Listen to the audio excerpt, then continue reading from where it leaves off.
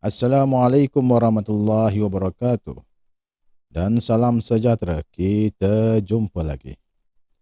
Untuk hari ini, kita akan tengok subjek Sains Komputer Tingkatan 4. Kita masih lagi dalam tajuk 2.0 Bekalan Data.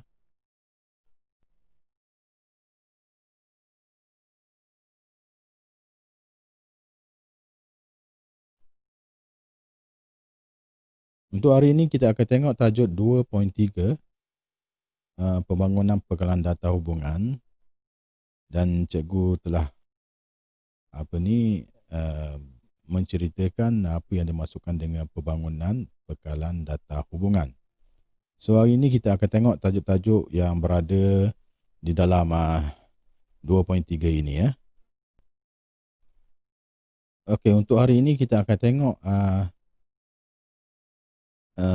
T4 2.31 membina jadual berpandukan skema hubungan menggunakan perisian bekalan data hubungan. Jika kamu rujuk kepada buku teks, di dalam buku teks dia menggunakan perisian Microsoft Access. Tapi untuk tajuk ini, cikgu nak gunakan perisian MySQL untuk kita membina bekalan data.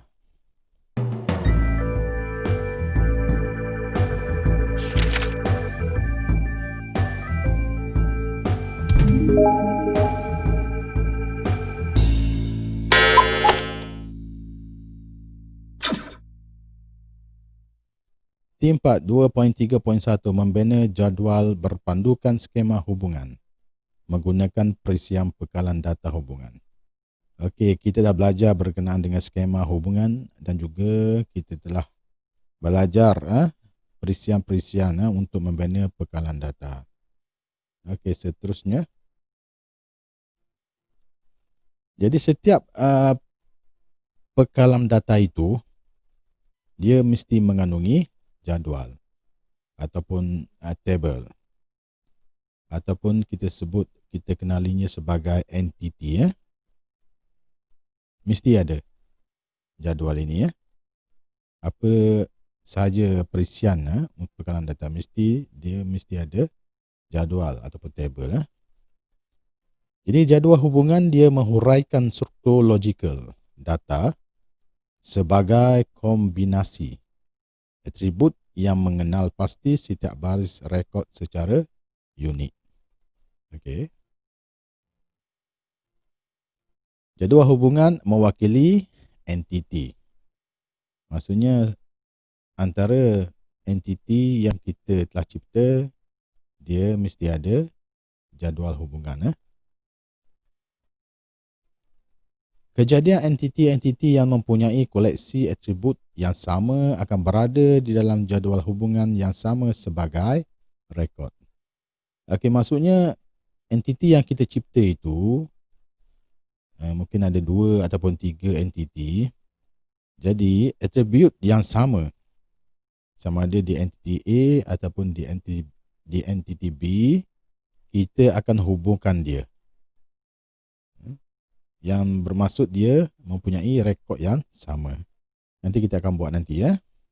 Apa yang dimasukkan dengan koleksi atribut yang sama akan berada dalam jadual hubungan yang sama sebagai rekod. Kita akan membina bekalan data namanya pinjaman buku. Yang pertama kita akan mencipta bekalan data pinjaman buku dalam perisian MySQL.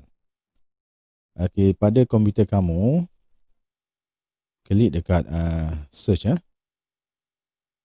Kita type klik dekat search, type XAMPP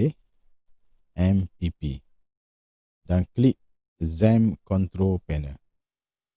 Satu tertingkap dialog box akan dibuka, iaitu XAMPP Control Panel. Kita menggunakan version 3.2.4. Okey, selepas tingkat ini dibuka, apa yang perlu kamu buat? Kamu klik start pada Apache. Okey. Di bawah ni dia menunjukkan status chain detected running. Apabila ada port ini, ada nombor-nombor pada port, dia menunjukkan Apache telah dimulakan. Okey, seterusnya klik pada MySQL. Klik start pada MySQL. Dan kita tunggu dia running. Okey, dah ada port dia 3306. Okey, yang ni nanti cikgu terangkan kemudian lah apa fungsi-fungsi button di sini ya. Nanti itu yang kemudian. Okey, jadi seterusnya kamu klik pada admin untuk MySQL.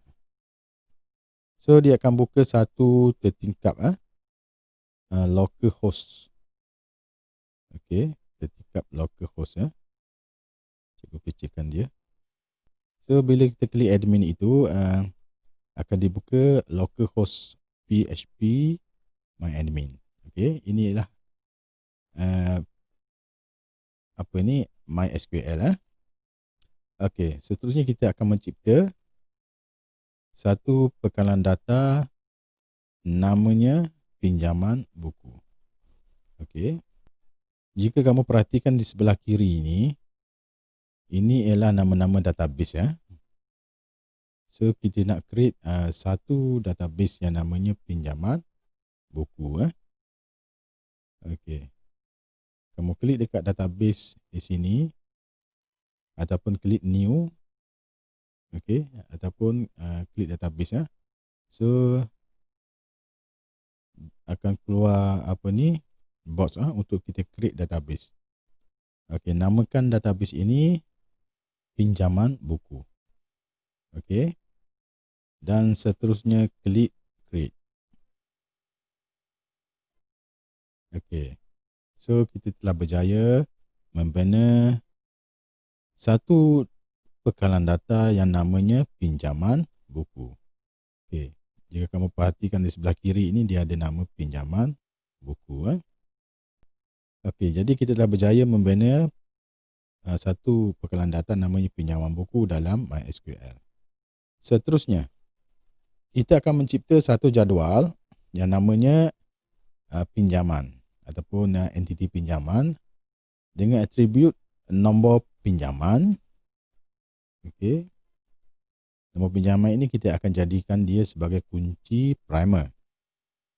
Kita telah belajar berkenaan dengan kunci primer sebelum ini. Dan atribut yang kedua nombor panggilan buku, ID peminjam, tarikh pinjam, tarikh hantar. So kita ada 5 atribut untuk kita cipta dalam bekalan data pinjaman buku. Okey, buka semula kita punya localhost PHP myadmin. Okey, klik dulu di sebelah kiri ini pada pinjaman buku dan dia ada create table. So kita tulis nama table kita ialah pinjaman. Pinjaman. Dan kita mempunyai 5 atribut. So untuk kolom ini kita jadikan dia sebagai 5 kolom sebab kita ada 5 atribut. Okey, dan seterusnya klik pada go di sebelah kanan. Klik pada go. Okey, dan kita telah berjaya membina entiti pinjaman ataupun table pinjaman. Dan seterusnya kita akan masukkan pula 5 atribut iaitu nombor pinjaman, kita jadikan dia sebagai kunci primer, nombor panggilan buku, ID peminjam, tarikh pinjam dan tarikh hantar. 5 atribut. Okey, buka semula kita punya localhost. Okey, yang pertama kita type nombor pinjaman. Nombor pinjaman. Okey, nombor pinjaman ini kita jadikan dia untuk type dia. Kita ambil warca dan saiznya 30. Okey. Default biarkan saja. Okey, dan di sini indeks dia kita nak jadikan dia sebagai primary key. Klik dekat primary key. Okey. Index name primary key. Okey, dan kita hanya klik go. Maksudnya nama pinjaman ini kita jadikan sebagai kunci primer. Klik go. Okey. Seterusnya, atribut yang kedua ialah nombor pinjaman buku. Okay, nombor pinjaman buku. Type dia kita juga buat waca. Okey. Dan saiznya kita tulislah. Samalah, kita ambil 30. Itu saja. Yang lain kita biarkan. Okey, seterusnya ID peminjam. Type ID peminjam. Okey, ID peminjam kita boleh untuk type-nya kita ambil waca juga ataupun okay, kita ambil integer, tak ada masalah. Kita ambil waca lah, waca ID peminjam. Okey, saiznya samalah, kita ambil 30. Okey, yang lain kita biarkan. Okey, seterusnya tarikh pinjam. Tarikh pinjam.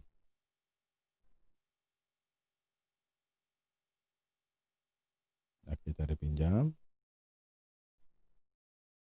Type dia kita ambil date. Yang lain kita biarkan kosong. Dan yang terakhirnya tarikh hantar. Tarikh pulang, tarikh pulang. Juga untuk type-nya kita ambil date. Okey, seterusnya di sebelah bawah di bahagian kanan tu dia ada save. Di sini klik butang save. Okey. Okey, so kita telah berjaya membina atribut bagi tabel pinjaman. So kita ada 5. Kamu perhatikan pada nombor 1 tu, nombor pinjaman kita dia ada kunci di sini. Maksudnya yang ni ialah pengunci primer. Okey. Boleh cuba buat dulu.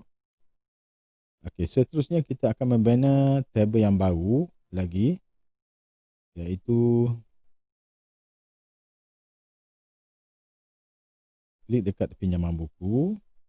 Tabel yang kedua kita namakan dia sebagai peminjam.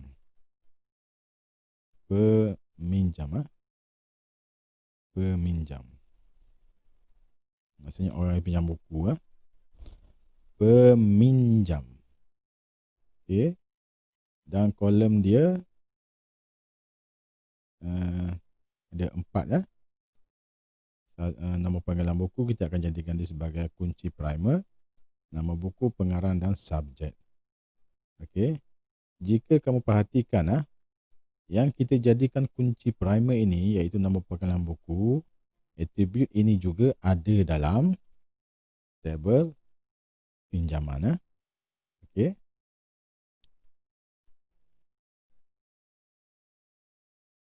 Okey. So create tabel peminjam. Number of column 4. Klik go.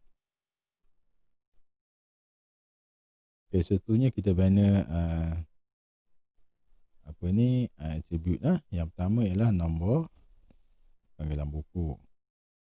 Type dia kita mesti type ini untuk nombor panggilan buku pada tabel peminjam, dia mesti sama dengan atribut type pada tabel pinjaman. Dia mesti sama. Yang pada tabel pinjaman kita pilih waca. Okay. So sini mesti pilih waca lah, dia mesti sama. Sebab nanti kita nak buat perhubungan dengan kekunci asing. Panjangnya pun juga sama, 30. Okey, yang ni kita jadikan dia sebagai kunci primer. So pada indeks, klik dekat indeks ini, kita jadikan dia sebagai primary key. Okey, klik OK. So atribut yang kedua untuk tabel peminjam ialah nama buku. Nama buku. Okey, nama buku ini kita type dia, kita pilih teks. Okay, text panjang dia kita buat 50. Okay. Kalau yang lain kita tinggalkan kosong. Dan attribute yang ketiga kita masukkan pengarang. Pengarang. Okay, type-nya kita pilih text. Juga 50 panjang dia. Yang lain kita biarkan kosong. Dan yang terakhir, attribute terakhir untuk table peminjam, kita masukkan dia sebagai attribute subject. Okay. Kita type-nya kita pilih text. Okay, panjangnya 50. Okey, setelah selesai kita mengisi attribute ini, mencetak attribute ini, jangan lupa klik butang save pada sebelah kanan bawah tu. Okey, so kita telah berjaya membina dua table iaitu peminjam dan pinjaman. Okey. Jika kamu tengok di nota kita ini, sebenarnya nama table itu ialah buku, bukannya peminjam. So kita telah salah menamakan table tersebut. Okey, so macam mana kita nak baiki nak tukarkan namanya kepada entiti buku Okey. Okey. So table peminjam ini kita sebenarnya telah silap namakan. So bagaimana nak tukarkan dia? Okey, apa yang perlu kamu buat ialah di sebelah kamu klik dekat table peminjam, okey? So table ini kita nak tukarkan nama dia kepada buku. Kamu tengok di sebelah atas ini. Okay, browser structure SQL, kamu pergi dekat operation klik dekat operation. Okay, dan di sini ada nama peminjam, so kita akan tukarkan dia kepada nama buku Okay. Jadi name table tu peminjam. Okay. So di sini kita namakan dia sebagai buku dan kamu klik go.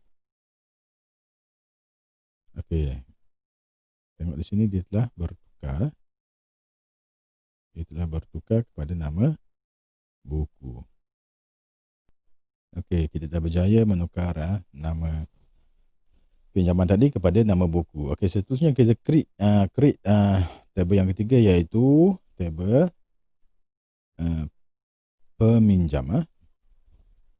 Peminjam. Okey. Untuk table peminjam ini dia ada tiga atribut iaitu ID peminjam, kita jadikan dia sebagai kunci primer. Okey, nama peminjam, telefon peminjam ada tiga. Okey, nama peminjam, so dia punya kolom dia 3 dan kamu klik go. Dan untuk atribut ini yang pertama namakan dia sebagai ID peminjam. Okey, ID peminjam ni ada atribut ID peminjam ni ada pada table pinjaman. So type dia mesti sama dengan di table pinjaman, iaitu kita telah buat waca dan asalnya 30 dia mesti sama. Yang ini ID peminjam pada table peminjam, yang ini kita jadikan dia sebagai primary key klik dekat index tu. Okey, klik go. Okey, atribut yang kedua ialah nama peminjam. Okey, yang ni nama peminjam kita pilih dia type-nya sebagai text. Okey. Dan panjangnya kita ambil lah 50 50. Okey, yang lain kita biarkan kosong. Dan atribut yang ketiga ialah telefon telefon peminjam. Okey, juga kita ambil teks juga. So telefon ni lebih kurang 15 20 tak apa, kita letak 20 panjang dia Okey, seterusnya kita create save. Okey, so kita telah berjaya membina 3 table pada database pinjaman buku. Klik dekat pinjaman buku ini, tengok ada 3 buku, peminjam dan pinjaman. Okey, kita telah berjaya mencipta 3 table. Okey, seterusnya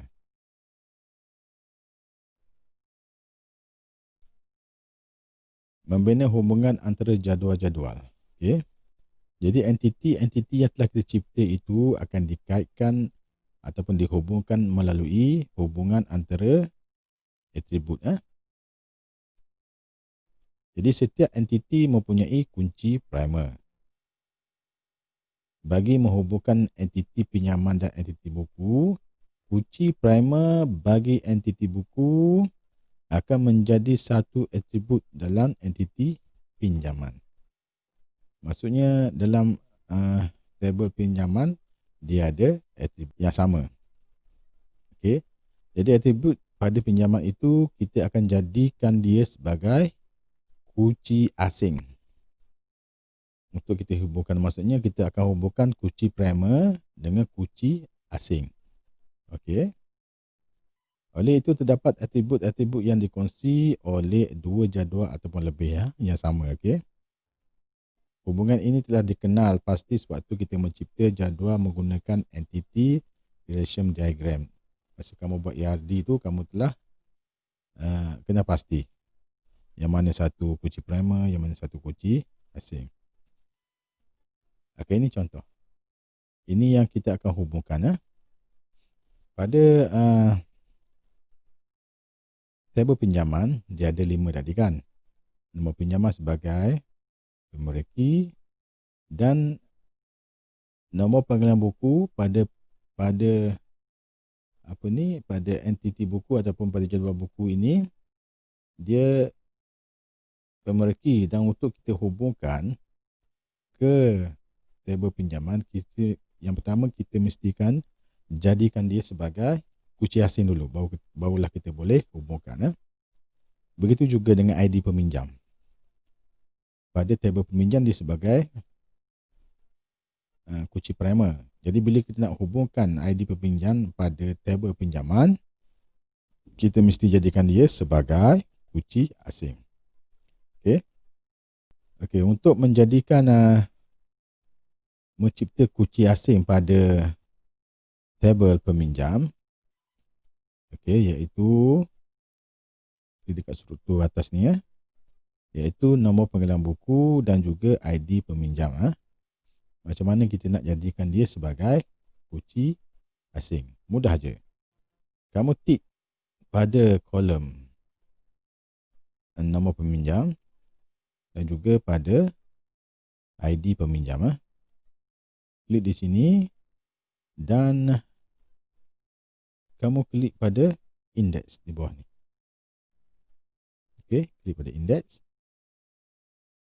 So dia akan mencipta untuk kunci asing. Dia ada kunci sini yang warna gelap ni. Okey. Dan bagaimana kita nak hubungkan dia? Okey. Nak hubungkan dengan jadual buku dan juga jadual pinjaman. Okey. Pada struktur ini kamu klik relation view. Yang ni, relation view. Okey. Pada internal relationship ni kamu klik internal relationship. So dia akan keluar begini. Okey. Jadi kita nak hubungkan nombor panggilan buku pada pinjaman buku untuk tabel buku kan. Okey, tengok jadual ni. Nombor panggilan buku akan dihubungkan kepada nombor panggilan buku pada jadual buku. Okey, nombor panggilan buku. Okey, dan pinjaman ID peminjam pada pinjaman buku kita akan hubungkan dia dengan jadual peminjam. Okey, iaitu ID peminjam. Okey, yang ni jadual lah. Okey, dah siap ni, kita klik pada save. So internal relationship were successfully update. Maksudnya kita telah berjaya menghubungkan pemeriki ataupun kuci pemeri dengan kuci asing. Kita nak tahu dia berhubung ataupun tidak. Klik dekat database pinjaman buku. Di sebelah kanan ini kamu klik dekat more dan klik designer. Dan kita keluar di sini. Kamu klik di atas ni show ataupun hide table. Kamu tick semua.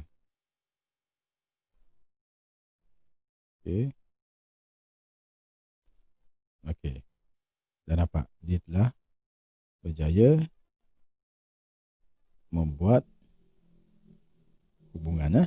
Nama panggilan buku akan dihubungkan dengan nama panggilan buku. Nama panggilan buku pada buku pinjaman buku dihubungkan dengan nama panggilan buku pada tabel pinjaman. Okey. Begitu juga dengan peminjam. ID peminjam dihubungkan dengan ID pinjaman. Okey. So kita akan nampak dia punya relationship ini jadual hubungan ini. Okey So kita telah berjaya membina 3 tabel iaitu buku, peminjam dan pinjaman, dan juga kita telah berjaya membuat membina jadual hubungan antara ketiga-tiga jadual ini Okey, setakat itu saja untuk hari ini. So kita jumpa lagi untuk tajuk yang seterusnya.